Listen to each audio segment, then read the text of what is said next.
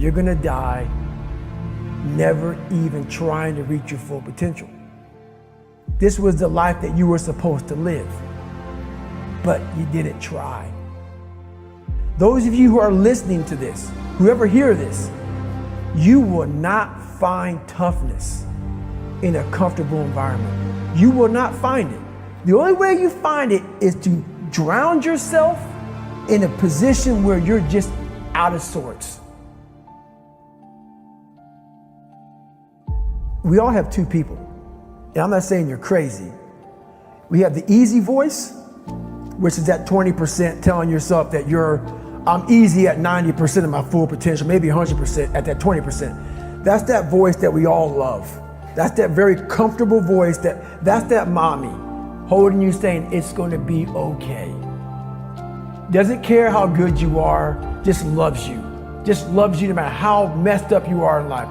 This other voice that we walk very far away from is the voice saying, hey man, you ain't doing shit.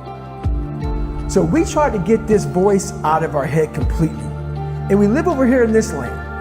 So what you have to do first is turn up this voice over here. The voice saying things to you that aren't nice.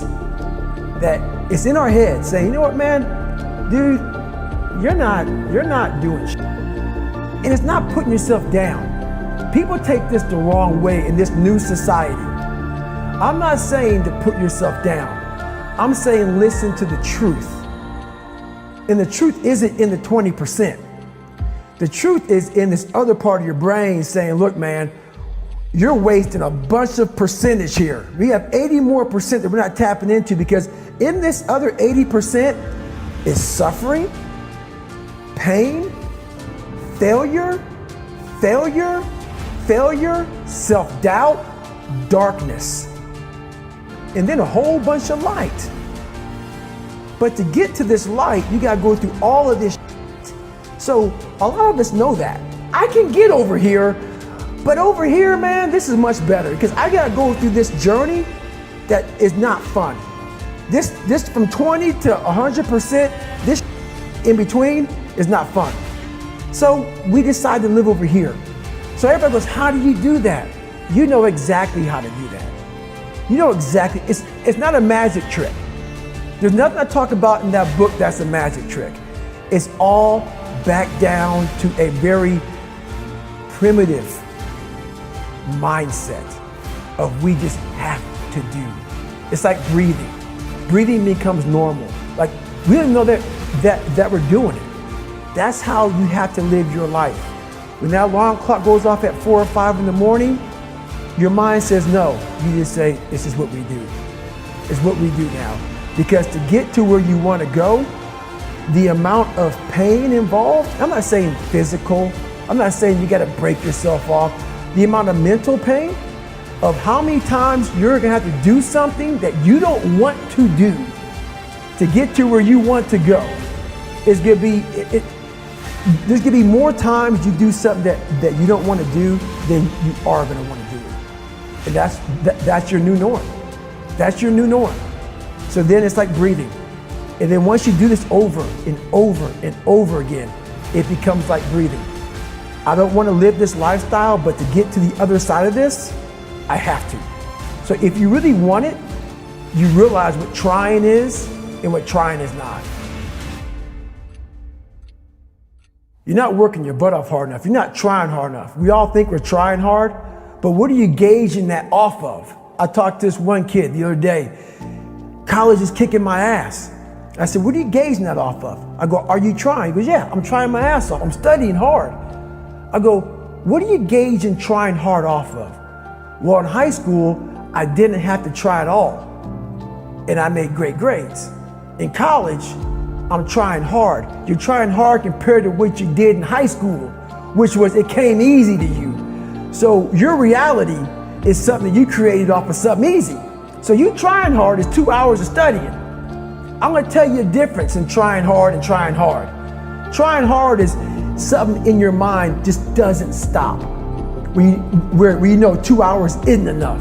When I was 297 pounds and I was fat as hell trying to be a Navy SEAL, the scariest thing in the world to me, even to this day, was that could have been the rest of my life. I thought then I was trying hard. That's the scariest thing in the world. I thought then, 297 pound, working for Ecolab, spraying for cockroaches, making $1,000 a month. I thought that was me at my 100% potential. Come to find out, a few years later, I wasn't anywhere near that. 106 pounds less, graduated Navy SEAL training, went on to do all these other things. Looking back on that, that was me trying hard. That's why people gotta understand, what is in us, we have no idea until we start trying hard. And I mean really trying hard, where you're obsessed with, hey, this is my new norm. This isn't always fun.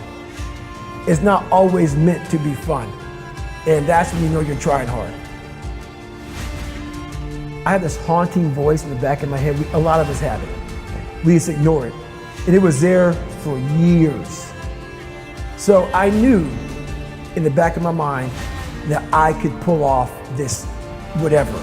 Whatever I wanted, I knew I could. But I was afraid of the work, because I wasn't gifted with brains. I wasn't gifted with God-given talent as far as like athleticism. So I knew to get to where I had to go, to be on the same playing field as these men, to even try out for this program, I knew the work was gonna be something that I didn't want to even attack. So I would just put it off. But yet you did it. Because it haunted me. The voice in my head said, you know what, man, you're gonna die never even trying to reach your full potential. I developed a reality that wasn't real. That's the thing we always do. We can have a great life, but we always build this reality around the one thing we don't have. So therefore, our great life, we don't even see it.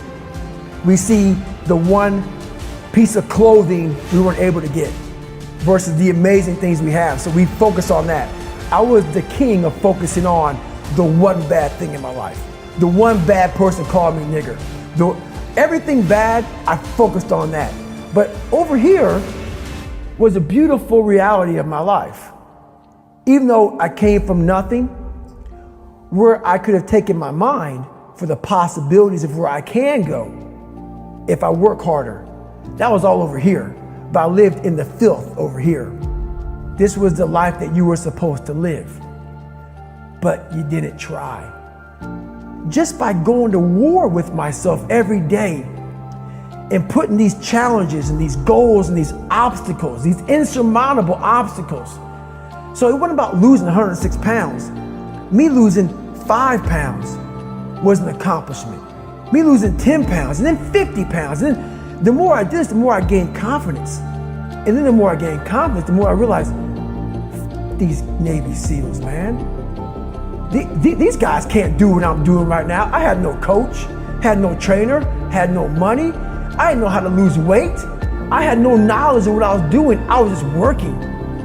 I was just sacrificing. And then through that, all these different tools started coming up.